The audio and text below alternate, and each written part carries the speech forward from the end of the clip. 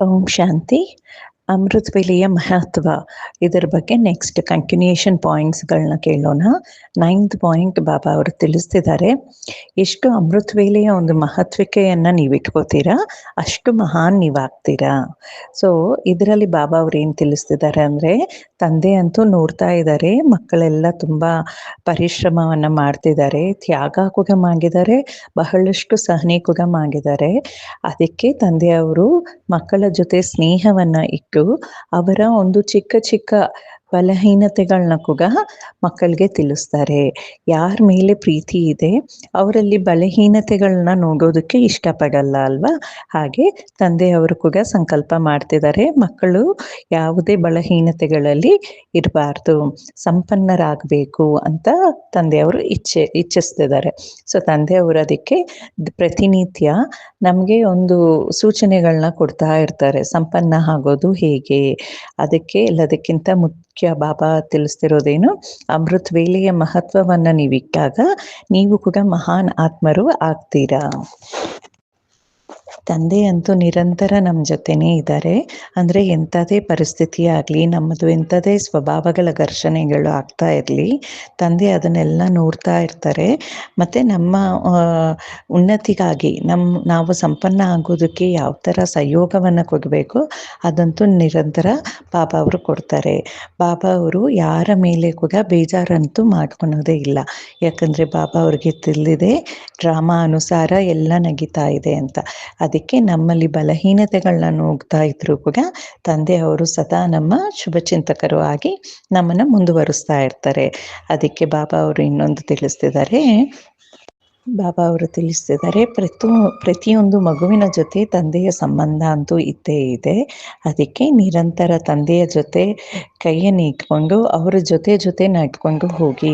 ಕ್ರಮಾನುಸಾರ ಸಮಯ ಅಂತೂ ಸಮೀಪ ಬರ್ತಾ ಇದೆ, ಸಮಯದ ಒಂದು ಮುಳ್ಳುಗಳು ನೀವಾಗಿದ್ದೀರಾ ಅಲ್ವಾ ಅಂತ ತಿಳಿಸ್ತಿದ್ದಾರೆ. ಅಂದರೆ ಗಡಿಯಾರದಲ್ಲಿ ಯಾವುದು ಸಮಯವನ್ನು ತೋರಿಸುತ್ತೆ, ಅವರ್ಸ್ ಮತ್ತು ಮಿನಿಟ್ಸ್ನ, ಆ ಮುಳ್ಳುಗಳಂತೂ ನೀವಾಗಿದ್ದೀರಲ್ವಾ ಅಂತ ಹೇಳ್ತಿದ್ದಾರೆ. ಅಂದರೆ ನಾವು ಸಂಪನ್ನ ಆದರೆ ಸಮಯ ಕೂಡ ಸಮೀಪ ಬಂದ್ಬಿಡುತ್ತೆ. ಅದಕ್ಕೆ ತಂದೆಯವರು ಸದಾ ನಮ್ಮ ಶುಭ ಚಿಂತನೆಯನ್ನು ಮಾಡ್ತಾ ನಮ್ಮನ್ನು ಸ್ವದರ್ಶನ ಚಕ್ರಧಾರಿಗಳಾಗಿ ಅಮೃತ ವೇಳೆ ಎದ್ದು ತಂದೆಯ ಜೊತೆ ಎಲ್ಲ ವರದಾನಗಳನ್ನ ತಗೊಂಡು ಈ ಅಮೃತ ವೇಳೆಯ ಒಂದು ಮಹತ್ವಿಕೆ ಏನಿದೆ ಅದನ್ನು ನೀವು ಉಪಯೋಗಿಸ್ಕೊಳ್ಳಿ ಅಂತ ತಿಳಿಸ್ತಾ ಇದ್ದಾರೆ. ವಿಜಯಿ ಆಗಬೇಕು ಅಂದರೆ ಸಾಧನೆ ಆಗಿದೆ ಅಮೃತ ವೇಳೆ. ಸೊ ಬಾಬಾ ಅವರೆಲ್ಲ ತಿಳಿಸ್ತಿದ್ದಾರೆ, ತಂದೆಯ ಸ್ನೇಹದಲ್ಲಂತೂ ಎಲ್ಲ ಆತ್ಮರು ಸ್ನೇಹಿಯಾಗಿ ಇದ್ದೀರಾ.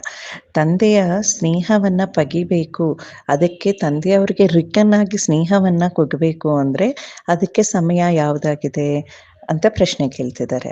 ಅದಕ್ಕೆ ಜವಾಬು ಕೊಡ್ತಿದ್ದಾರೆ, ಅಮೃತ ವೇಳೆ ವಿಶೇಷವಾಗಿದೆ. ಅಮೃತ ವೇಳೆ ಸಹಜವಾಗಿ ವರದಾನವನ್ನು ಪ್ರಾಪ್ತಿ ಮಾಡ್ಕೊಳ್ಳುವ ಸಮಯ ಆಗಿದೆ. ದಿನ ಪೂರ್ತಿ ವರದಾನವನ್ನು ಪ್ರಾಪ್ತಿ ಮಾಡ್ಕೊಳೋ ಅಧಿಕಾರ ಅಂತೂ ನಿಮಗಿದೆ, ಆದರೆ ಪ್ರತಿಯೊಂದು ಕಾರ್ಯಕ್ಕೂ ವಿಶೇಷವಾದ ಸಮಯ ಅನ್ನೋದು ಒಂದು ಇರುತ್ತಲ್ವ. ಅಂದರೆ ಒಂದು ಸಮಯವನ್ನು ಫಿಕ್ಸ್ ಮಾಡ್ತೀವಲ್ವ, ಹಾಗೆಯೇ ಈ ಅಮೃತ ವೇಳೆಯ ಸಮಯ ಏನಿದೆ ವರದಾನಗಳನ್ನ ಪ್ರಾಪ್ತಿ ಮಾಡ್ಕೊಳೋ ಸಮಯ ಆಗಿದೆ. ತಂದೆಯವರ ಸ್ನೇಹಕ್ಕೆ ನಾವು ರಿಟರ್ನ್ ಆಗಿ ಅವರಿಗೆ ಕೊಡಬೇಕಾಗಿರುವ ಸಮಯ ಆಗಿದೆ. ಸೊ ಈಗ ಎಲ್ಲ ಪದಾರ್ಥಗಳಂತೂ ಎಲ್ಲ ಟೈಮಲ್ಲಿ ಸಿಕ್ಕುತ್ತೆ, ಆದರೆ ಕೆಲವು ಸೀಸನಲ್ಲಿ ವಿಶೇಷವಾಗಿ ಸಿಕ್ಕುತ್ತಲ್ವಾ. ಹಾಗೆಯೇ ಅಮೃತ ವೇಳೆ ಕೂಡ ಸ್ಪೆಷಲ್ ಸೀಸನ್ ಆಗಿದೆ. ಈ ಸ್ಪೆಷಲ್ ಸೀಸನಲ್ಲಿ ವರದಾನಗಳನ್ನು ಈಸಿಯಾಗಿ ಪ್ರಾಪ್ತಿ ಮಾಡ್ಕೋಬಹುದು ಮತ್ತು ನಿರ್ವಿಘ್ನವಾಗಿ ನೀವಿರೋದಕ್ಕೆ ಕೂಡ ಸಾಧ್ಯ ಆಗುತ್ತೆ. ತಂದೆಯವರು ತಿಳಿಸ್ತಿದ್ದಾರೆ, ಯಾವುದಾದ್ರೂ ಪರಿಸ್ಥಿತಿ ಬಂತು ಅಂದಾಗ ಸೆಂಟರಲ್ಲಿರುವ ಎಲ್ಲ ಅಕ್ಕಂದಿರು ಅಣ್ಣಂದಿರು ಮತ್ತು ಆ ಝೋನಲ್ಲಿ ಇರುವ ಬ್ರಹ್ಮಕುಮಾರೀಸ್ ಎಲ್ಲರೂ ಸೇರಿ ಅಮೃತ ವೇಳೆಯೇ ಮೆಡಿಟೇಷನನ್ನು ಮಾಡಿದಾಗ ಆ ಯೋಗ ಬಲದಿಂದ ಆ ಕಿಲ ಸ್ಟ್ರಾಂಗ್ ಆಗುತ್ತೆ. ಅಂದರೆ ವಿಘ್ನಗಳೇನಾದರೂ ಬಂದರೂ ಕೂಡ ಅದನ್ನು ಎದುರಿಸೋ ಒಂದು ಶಕ್ತಿ ಇರುತ್ತೆ. ಸಂಘಟಿತವಾಗಿ ಅಮೃತ ವೇಳೆಯಲ್ಲಿ ಯೋಗ ಮಾಡುವುದು ಒಂದು ವಿಶೇಷವಾದ ಶಕ್ತಿಯಂತೂ ಅದರಲ್ಲಿ ಇದ್ದೇ ಇದೆ ಅಂತ ತಿಳಿಸ್ತಿದ್ದಾರೆ. ಹೇಗೆ ಸೇವೆಯಂತೂ ಜಾಸ್ತಿ ಆಗ್ತಾ ಹೋಗುತ್ತೆ, ಹಾಗೆಯೇ ಮಾಯೆ ಕೂಡ ತನ್ನ ಪ್ರಭಾವವನ್ನು ಜಾಸ್ತಿ ಮಾಡ್ತಾ ಹೋಗುತ್ತೆ. ಎಲ್ಲರನ್ನ ತನ್ನವರನ್ನಾಗಿ ಮಾಡ್ಕೊಳೋ ಒಂದು ಪರಿಶ್ರಮ ಮಾಯೆ ಕೂಡ ಜಾಸ್ತಿ ಅಂದರೆ ಜಾಸ್ತಿ ಮಾಡ್ತಾ ಹೋಗುತ್ತೆ. ಎಲ್ಲ ಕಾರ್ಯಗಳು ಲೌಕಿಕದಲ್ಲಿ ಕೂಡ ಅಷ್ಟೇ ಶುರು ಆಗೋದಕ್ಕಿಂತ ಮುಂಚೆ ಶುದ್ಧಿ ಮಾಡುವ ಒಂದು ವಿಧಿಯನ್ನು ಆಚರಣೆ ಮಾಡ್ತಾರಲ್ಲ, ಹಾಗೆ ನೀವು ಬ್ರಾಹ್ಮಣ ಮಕ್ಕಳು ಕೂಡ ಶುದ್ಧಿಯನ್ನು ಮಾಡುವ ವಿಧಿಯಾಗಿದೆ. ಎಲ್ಲರಲ್ಲಿ ಸಾಮೂಹಿಕವಾಗಿ ಒಂದೇ ಸಂಕಲ್ಪ ಇರೋದು ಏನದು, ನಾವು ಸದಾ ವಿಜಯಿ ಅನ್ನುವ ಒಂದು ದೃಢ ಸಂಕಲ್ಪದಿಂದ ಇದ್ದಾಗ ಅದೇ ವಾತಾವರಣವನ್ನು ಶುದ್ಧಿ ಮಾಡುವುದಕ್ಕೆ ಸಮಾನ ಆಗಿದೆ. 4 ಕಡೆ ಎಲ್ಲರೂ ಇದೇ ಶುಭ ಚಿಂತನೆಯಲ್ಲಿದ್ದಾಗ ಏನಾಗುತ್ತೆ, ಆ ಕೋಟೆ ಏನಿದೆ ಅದು ಶಕ್ತಿಶಾಲಿ ಆಗುತ್ತೆ, ನಿಮ್ಮನ್ನ ವಿಜಯಿಯನ್ನಾಗಿ ಮಾಡುತ್ತೆ ಅಂತ ತಿಳಿಸ್ತಿದ್ದಾರೆ. 11th ಪಾಯಿಂಟಲ್ಲಿ ಬಾಬಾ ಅವರು ತಿಳಿಸ್ತಿದ್ದಾರೆ, ಅಮೃತ ವೇಳೆ ಅಂದ್ರೇ ಈ ಸಂಗಮ ಯುಗದ ಅನುಸಾರ, ಯುಗದ ಕಲ್ಪದ ಅನುಸಾರ ಸಂಗಮ ಯುಗನೇ ಅಮೃತ ವೇಳೆ ಆಗಿದೆ. ಅದಕ್ಕೆ ಬಾಬಾ ಅವರು ಸಂಗಮ ಯುಗದ ಪ್ರತಿಯೊಂದು ನಿಮಿಷ ಕೂಡ ಗುಡ್ ಮಾರ್ನಿಂಗ್ ಅಂತಲೇ ಹೇಳ್ತಾರೆ. ಸಂಗಮ ಯುಗ ಪೂರ್ತಿ ಏನಾಗಿದೆ, ಅಮೃತ ವೇಳೆ ಆಗಿದೆ.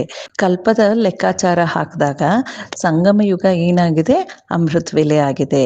ಅದಕ್ಕೆ ಯಾವಾಗಾದರೂ ಗುಡ್ ಮಾರ್ನಿಂಗ್ ಅಂತಲೇ ಹೇಳ್ಬೋದು, ಹೇಳುವ ಸಮಯನೇ ಆಗಿದೆ. ತಂದೆಯವರು ತಿಳಿಸ್ತಿದ್ದಾರೆ, ಈಗ ನಾನು ಬರೋದು ಕೂಡ ಗುಡ್ ಮಾರ್ನಿಂಗ್ ಸಮಯದಲ್ಲೇ, ನಾನು ಹೋಗೋದು ಕೂಡ ಗುಡ್ ಮಾರ್ನಿಂಗ್ ಸಮಯದಲ್ಲೇ ಅಂತ ಹೇಳ್ತಿದ್ದಾರೆ. ಅಂದರೆ ತಂದೆಯವರು ಬರೋದು ಸಂಗಮ ಯುಗದಲ್ಲೇ, ಮಕ್ಕಳ ಜೊತೆ ಮಿಲನ ಮಾಡಿ ಮತ್ತೆ ರಿಟರ್ನ್ ಹೋಗೋದು ಯಾವುದು, ಸಂಗಮ ಯುಗದ ಸಮಯದಲ್ಲಿ. ಅದಕ್ಕೆ ಬಾಬಾ ಅವರು ತಿಳಿಸ್ತಿದ್ದಾರೆ, ನೀವು ಮಕ್ಕಳು ಅಂತೂ ಸಂಗಮ ಯುಗದಲ್ಲಿ ಅಂದರೆ ಅಮೃತ ವೇಳೆಯಲ್ಲಿ ಪುರುಷಾರ್ಥವನ್ನು ಮಾಡಿ ನಿಮ್ಮ ರಾಜ್ಯಭಾಗಕ್ಕೆ ಹೋಗ್ತೀರಾ. ತಂದೆಯಂತೂ ಆದ ನಂತರ ಅವ್ರ ಕರ್ತವ್ಯ ಮುಗಿಯೋ ಕಾರಣ ಅವರು ನ್ಯಾರ ಮತ್ತು ಪ್ಯಾರ ಆಗೋಗ್ತಾರೆ. ಈ ಹಳೆಯ ಪ್ರಪಂಚದಿಂದ ಹಿಸಾಬ್, ತಂದೆಯವರು ಬಂದು ಮಾಡಬೇಕಾಗಿರುವ ಕರ್ತವ್ಯ ಏನು ಅದನ್ನು ಮುಗಿಸ್ಕೊಂಡು ಬಿಡ್ತಾರೆ. ಸೊ ಹೀಗೆ ಈ ಚಕ್ರ ಅಂತೂ ತಿರುಗ್ತಾನೇ ಇರುತ್ತೆ.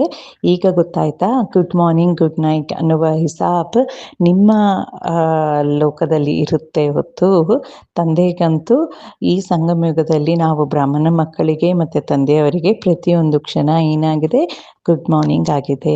ಸೊ ತಂದೆಯವರು ತಿಳಿಸ್ತಿದ್ದಾರೆ, ನೀವು ಶ್ರೇಷ್ಠ ಆತ್ಮರು, ಬೆಳಗ್ಗೆ ಹೊತ್ತನ್ನು ಕೂಡ ಶುಭ ಅಂತ ತಿಳಿಬೇಕು, ಮಧ್ಯಾಹ್ನ ಶುಭ ಅಂತ ತಿಳಿಬೇಕು, ಸಾಯಂಕಾಲವನ್ನು ಕೂಡ ಶುಭ ಅಂತ ತಿಳಿಬೇಕು, ರಾತ್ರಿ ಮಲಗುವ ಸಮಯ ಕೂಡ ಶುಭ. ಯಾಕಂದರೆ ನಾವಿರುವುದು ಯಾವ ಸಮಯದಲ್ಲಿ, ಸಂಗಮ ಯುಗದಲ್ಲಿ. ಅದಕ್ಕೆ ತಂದೆಯವರು ತಿಳಿಸ್ತಿದ್ದಾರೆ, ಯಾವಾಗಲೂ ಶುಭ ಚಿಂತೆಯನ್ನು ಮಾಡುವ ಆತ್ಮರಾಗಿ ಇರಬೇಕು, ಎಸ್ಪೆಷಲಿ ಈ ಸಂಗಮ ಯುಗದಲ್ಲಿ. ಸೊ ತಂದೆಯವರು ಹೇಳ್ತಿದ್ದಾರೆ, ಕಲಿಯುಗದ ಲೆಕ್ಕಾಚಾರ ಅಂತೂ ಮುಗಿಯುತ್ತೆ, ಮುಗ್ದಿದ ಮೇಲೆ ನಮಗೇನು ಪ್ರಾಪ್ತಿಯಾಗಿದೆ, ಸಂಗಮ ಯುಗದ ಲೆಕ್ಕಾಚಾರ ಸ್ಟಾರ್ಟ್ ಆಗಿದೆ. ಅದಕ್ಕೆ ಎಲ್ಲವೂ ಕೂಡ ಶುಭನೇ ಆಗಿದೆ. ಹೀಗೆ ಡಬಲ್ ಗುಡ್ ಮಾರ್ನಿಂಗನ್ನು ಹೇಳುವ ಸಮಯ ಆಗಿದೆ. ಪ್ರತಿದಿನದ ಅಮೃತ ವೇಳೆ, ಯುಗದ ಲೆಕ್ಕದಲ್ಲಿ ಕೂಡ ಗುಡ್ ಮಾರ್ನಿಂಗ್, ಆ ದಿನದ ಲೆಕ್ಕಾಚಾರದಲ್ಲಿ ಕೂಡ ಅಮೃತ ವೇಳೆ ಗುಡ್ ಮಾರ್ನಿಂಗ್ ಹೇಳುವ ಸಮಯ. ಅದಕ್ಕೆ ತಂದೆಯವರಿಗೆ ಡಬಲ್ ಗುಡ್ ಮಾರ್ನಿಂಗ್ ಹೇಳಿ ಅಂತ ತಿಳಿಸ್ತಿದ್ದಾರೆ. ಓಂ ಶಾಂತಿ. ನಾನು ನಿರಾಕಾರ ಜ್ಯೋತಿ ಸ್ವರೂಪ, ನನ್ನ ತಂದೆಯಾದ ಪರಮಾತ್ಮನ ಜೊತೆ ಸದಾ ನಿರಂತರ ಮಿಲನದ ಅನುಭವವನ್ನು ಮಾಡುತ್ತಿದ್ದೇನೆ. ನನ್ನ ತಂದೆ ನಿರಾಕಾರ,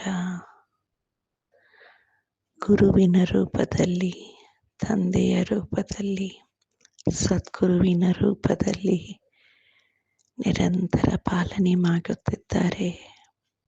ನಾನು ಆತ್ಮ ಪರಮಾತ್ಮನ ಜೊತೆ ಆತ್ಮೀಕ ವಾರ್ತಾಲಾಪದಲ್ಲಿ ಮುಳುಗಿದ್ದೇನೆ. ತಂದೆಯ ಜೊತೆ ಪ್ರಶ್ನೆ ಕೇಳಿದಾಗ, ಬಾಬಾ ನೀವು ನನ್ನನ್ನು ಹೇಗೆ ನೋಡುತ್ತಿದ್ದೀರಾ, ಹೇಗೆ ಅನುಭವ ಮಾಡುತ್ತಿದ್ದೀರಾ, ಇದರ ಪರಿಚಯವನ್ನು ಮಾಡಿಕೊಡಿ ಎಂದು ಕೇಳಿದಾಗ, ನಿರಾಕಾರ ತಂದೆ ತನ್ನ ಅವ್ಯಕ್ತ ಪಾಲನೆಯ ಭಾಗವಾಗಿ ತೋರಿಸಿದರು. ಮಗು ಆತ್ಮ ಸರ್ವಶಕ್ತಿಶಾಲಿಯಾಗಿದೆ, ಆದರೆ ಅನೇಕ ಪೊರೆಗಳನ್ನು ಹೊತ್ತಿಕೊಂಡು ತನ್ನ ಶಕ್ತಿಯನ್ನು ಮರೆತಿದೆ. ಈ ಸಂಗಮ ಯುಗದಲ್ಲಿ ಸದ್ಗುರುವಿನ ಪಾತ್ರವಾಗುತ್ತಾ ನಾನು ನಿಮಗೆ ತಿಳಿಸುವ ಶಿಕ್ಷಣೆ ಇದೇ ಆಗಿದೆ. ಒಂದೊಂದು ಪೊರೆಯನ್ನು ಬಿಟ್ಟು ತಮ್ಮ ದರ್ಶನವನ್ನು ತಾವೇ ಮಾಡಿಕೊಳ್ಳಿ. ಪಂಚತತ್ವಗಳಿಂದ ಆಗಿರುವ ಶರೀರದ ಪೊರೆ ಹೋಯಿತು.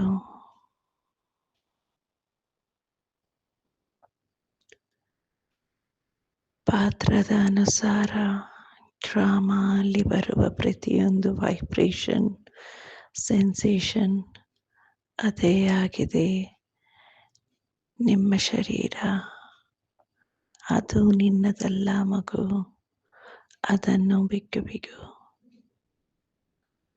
ಆಯಿತು ಬಾಬಾ ಅಂತ ಹೇಳಿದೆ.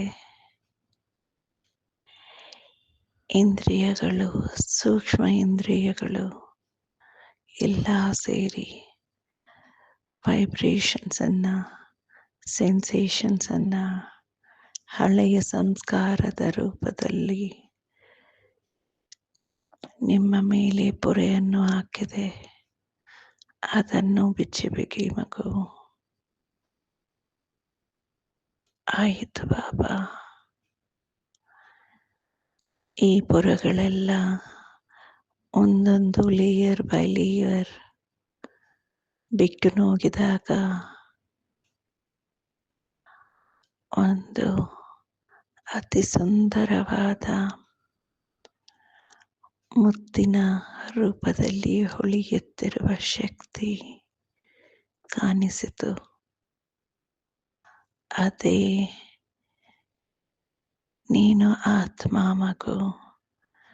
ನಾನು ನಿನ್ನನ್ನು ಆ ರೀತಿಯಲ್ಲಿ ನೋಡುತ್ತೇನೆ. ಯಾವುದೇ ಪಾತ್ರವನ್ನು ಮಾಡಿ, ಆದರೆ ತಂದೆಗೆ ಕಾಣಿಸುವುದು ಹೊಳೆಯುತ್ತಿರುವ ಆ ಮುತ್ತು. ಅಷ್ಟಶಕ್ತಿಗಳಿಂದ ಕೂಗಿದ ಈ ಮುತ್ತು ಇದೇ ಆಗಿದೆ ಮಗು, ನಿನ್ನ ಸ್ವಮಾನ. ಮಾಸ್ಟರ್ ಸರ್ವಶಕ್ತಿಶಾಲಿ ಆತ್ಮ ಭವ. ಈ ಸ್ವಮಾನದಲ್ಲಿ ದಿನಪೂರ್ತಿ ತನ್ನನ್ನು ತಾನು ಅನುಭವ ಮಾಡಿಕೊಳ್ಳಿ. ಎಷ್ಟು ಈ ಸ್ವಮಾನದಲ್ಲಿ ನೀವು ಇರುತ್ತೀರೋ ಅಷ್ಟು ಬೇಹದ್ದಿನ ಸೇವಾದಾರಿ ಆಗುತ್ತೀರಾ. ಸಹಜವಾಗಿ ಎಲ್ಲ ಆತ್ಮಗಳು ತಮ್ಮನ್ನು ತಾವು ಆ ಸ್ವಮಾನದಲ್ಲಿ ಫೀಲ್ ಮಾಡುತ್ತಾರೆ. ಇದೇ ಆಗಿದೆ ಸ್ವಪರಿವರ್ತನೆಯಿಂದ ವಿಶ್ವ ಪರಿವರ್ತನೆಯ ಸೇವೆ. Thank you Baba. ಈ ನನ್ನ ನಿಜ ದರ್ಶನದಿಂದ ರಾಜಯೋಗದ ಅಭ್ಯಾಸ ತುಂಬ ಸಹಜ ಆಗಿದೆ. Thank you so much Baba. ಓಂ ಶಾಂತಿ.